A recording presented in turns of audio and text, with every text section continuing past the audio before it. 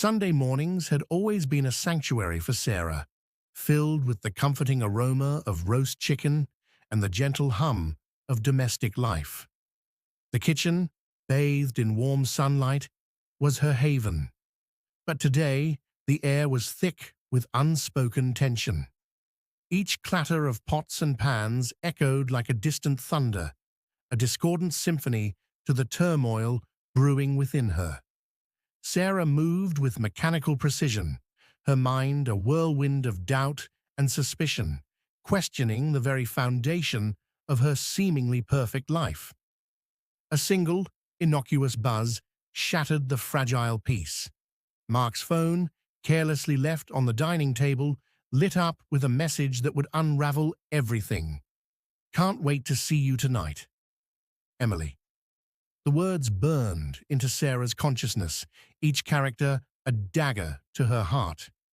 The room spun as betrayal took root, and the life she thought she knew crumbled in an instant. In the quiet solitude of the night, Sarah transformed her pain into purpose.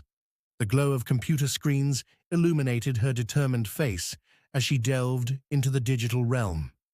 Years of suppressed skills in cybersecurity resurfaced, guiding her hands as she meticulously crafted a plan. Anonymous emails, subtle manipulations, and strategic whispers began to weave a web of doubt around Mark's professional world. Revenge, calculated and precise, had become her new reality. Mark's once thriving career began to falter. Clients grew wary, their trust eroded by unseen forces. Phone calls turned confrontational, meetings became scarce, and the stability he prided himself on wavered.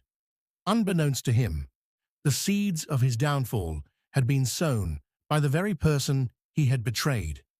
The empire he built was crumbling, brick by brick, under the weight of his own indiscretions.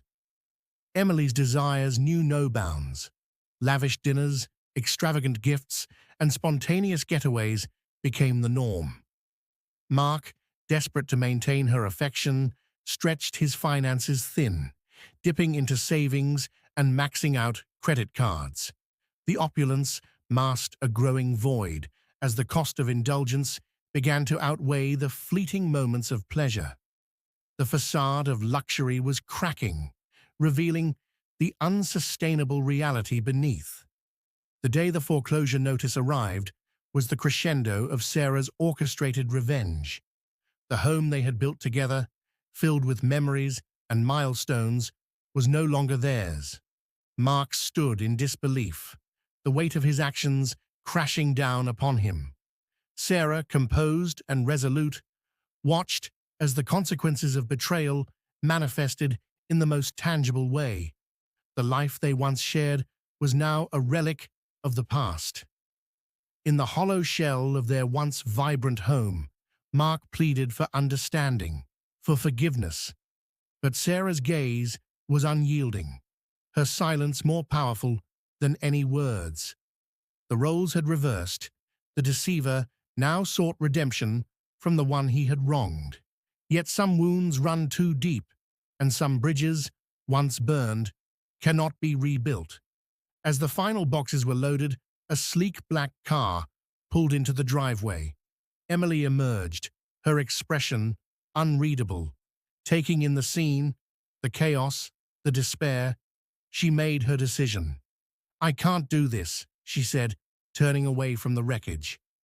Mark reached out, desperation in his eyes, but she was already gone. The allure of stability outweighed the remnants of their affair. With the past behind her, Sarah walked away, suitcase in hand, towards an uncertain but self-determined future. Mark sat alone on the doorstep, surrounded by the debris of his choices. The silence was deafening, a stark contrast to the life that once filled the space. Sarah had lost much, but in her loss, she found strength. The game was over, but her story was just beginning.